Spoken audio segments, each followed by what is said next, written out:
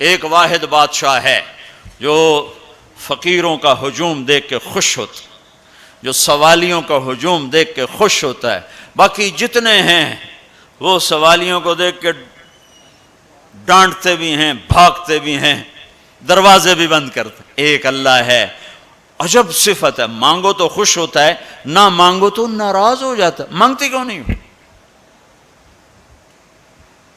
سب سے آخری جنتی کو اللہ تعالیٰ بڑے مزے سے نکالے گا جنت، اسے ایک اعلیٰ درجہ دینا ہے جو اس کا سٹیٹس ہے، اس سب سے آخری جنت، تو اس کو اللہ تعالیٰ جہنم پر لائے گا، پیچھے کمر جلے گی، آگے جسم محفوظ، تو اس کے دل میں اللہ سوال پیدا کرے گا کہ یا اللہ کہ مجھے جہنم سے تھوڑا باہر نکال دے، تیری بڑی مہربانی۔ تو اللہ کہے گا اور کچھ پھر مانگو گے؟ کہ نہیں، بالکل نہیں مانگتا ہوں۔ تو اللہ اس کو جہنم سے باہر نکال دے، تو آگے تھوڑی سی جنت دکھا دے۔ اب آدمی کی حرص و ہوس تو ختم ہو نہیں سکتی، تھوڑی دیر بعد کہے گا یا اللہ وہ چھوٹی سی جنت مجھے دے دے، تیری بڑی مہربانی۔ تو اللہ کہے گا پھر اور تو نہیں مانگے گا؟ کہ نہیں، بالکل تیری عزت کی قسم نہیں مانگتا ہوں۔ تو اللہ وہاں پہنچا دے گا۔ تھوڑی دیر کے بعد ایک اور اس کو درجہ دکھا دے گا۔ جب ادھر دیکھے گا، پہلے آدمی پیدل اور کہتے اللہ سائیکل ہی دے دے، جب سائیکل آ جاتا ہے پھر کہتا ہے اللہ موٹر سائیکل دے دے، جب موٹر سائیکل آ جاتا ہے پھر کہتا ہے یا اللہ گڈی دے دے چاہے سزوکی کیوں نہ ہوئے، جب سزوکی آ جاتی پھر یا اللہ ٹوٹا ہی دے دے۔ تو آدمی کا حرص آگے آگے جاتا ہے، تو تھوڑی دیر تک تو دیکھتا رہے گا، پھر چپ رہے، پھر کہے گا جی اللہ یہ مجھے درجہ دے دے، تیری بڑی مہربانی۔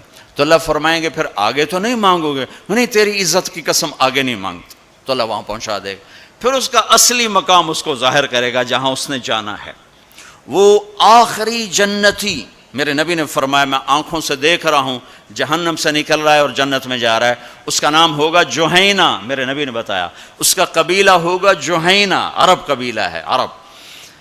اور جب وہ آخری جنتی، اس کو اس دنیا سے 10 گنا بڑی جنت اللہ عطا فرمائے گا، اس زمین سے 10 گنا بڑی۔ تو اللہ یوں دکھائے گا، تو اب وہ اس کو دیکھے گا، تو اب جو نظر آ رہا ہے وہ حقیر ہو جائے گا۔ تو پھر اس کو سوچ آئے گی جو ہن منگے آتا کہ دیں ریورس گیئر نہ لگ جائے، دوبارہ پیچھے دوزخ کی واپسی نہ ہو جائے، تو لہذا چپ، اندر میں ابال اٹھ رہے ہیں کہ مانگوں، اور ڈر لگ رہا ہے کہ اتنی دفعہ قسمیں کھائیں توڑ دیں، قسمیں کھائیں توڑ دیں، تو کہیں اللہ تعالیٰ کہ چل بہنوں واپس کر دو، تو لہذا چپ کر کے بیٹھو۔ اللہ تو اندر کا بھید جانتا ہے، ہائے ہائے۔ تھوڑی دیر کے بعد اللہ کہے گا مانگتے کیوں نہیں ہو، مانگتے کیوں نہیں؟ کہے گا یا اللہ سألتک حتی استحییت وحلفت فیک حتی استحییت، یا اللہ میں نے اتنا مانگا کہ اب مانگتے شرم آتی ہے، اور اتنی دفعہ قسمیں توڑی ہیں کہ اب قسم توڑتے ہوئے شرم آتی ہے۔ تو اللہ تعالیٰ فرمائیں گے واہ واہ، تو نے مجھے لگتا ہے سمجھائی نہیں، اچھا اگر میں تمہیں دنیا سے 10 گنا بڑی جنت دے دوں تو راضی ہے؟ تو کہے گا یا اللہ رب ہو کے مذاق تو نہ کر میرے ساتھ۔ تو اللہ تعالیٰ فرمائے کہ مذاق نہیں کر رہا ہوں، چل تیرے لیے دروازے کھل گئے ہیں۔ تو اللہ واحد شہنشاہ ہے، مانگو تو خوش ہوتا، نہ مانگو تو ناراض ہوتا، اور جتنا مانگو اتنا خوش ہوتا۔ بعض لوگ اشکال کرتے ہیں کہ یہ اتنے نیک آدمی ہیں، یہ دعائیں مانگ مانگ کے تھک گئے، ان کی قبول ہی نہیں ہو رہی، اور یہ فلاں آدمی ایسا ہے کہ وہ ایک کام سیدھا نہیں، دعا کرتا ہے قبول ہو جاتی۔ تو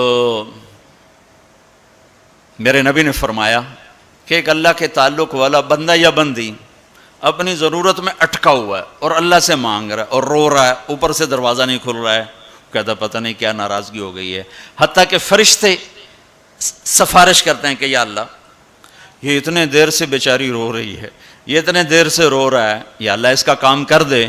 تو اللہ تعالیٰ فرماتے احب ان اسمع حنینہ، مجھے اس کا رونا بڑا پیارا لگ رہا ہے، میں چاہتا ہوں کچھ اور رو لے، دے دیا تو پھر کہیں رونا، لہذا میں چاہتا ہوں تھوڑا یہ رو لے، اس لیے لیٹ ہو رہا ہے، اس لیے لیٹ نہیں ہو رہا کہ میں ناراض ہوں۔ تو اللہ تعالیٰ کے مختلف اپنے بندوں کے ساتھ معاملات ہیں،